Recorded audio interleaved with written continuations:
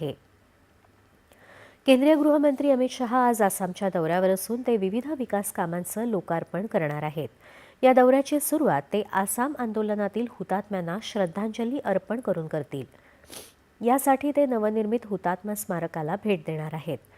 आसामच्या इतिहासात विशेष महत्त्व असलेल्या आणि अवैध परदेशी नागरिकांविरोधात चालवण्यात आलेल्या आंदोलनातील हुतात्म्यांच्या स्मरणार्थ हे स्मारक उभारण्यात आलं आहे.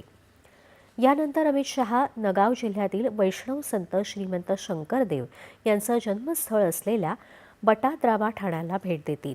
तिथं या आध्यात्मिक स्थळाच्या पुनर्विकास प्रकल्पाचं उद्घाटन ते करणार आहेत. तसंच ते एका जाहीर सभेलाही संबोधित करतील. गुवाहाटीमध्ये परतल्यावर शहा पोलीस आयुक्तालयाच्या नवीन इमारतीचं आणि शहराची सुरक्षा व्यवस्था मजबूत करण्यासाठी तयार करण्यात आलेल्या एकात्मिक कमांड आणि कंट्रोल सिस्टीमचं उद्घाटन करतील. दौऱ्याच्या अखेरीस गुवाहाटीमधील ज्योती विष्णू सांस्कृतिक संकुलाचं लोकार्पण ते करणार आहेत. या संकुलात सुमारे 5,000 प्रेक्षक बसू शकतील असं आधुनिक प्रेक्षागृह उभारण्यात आलं आहे. विकसित भारतामध्ये भक्कम आरोग्य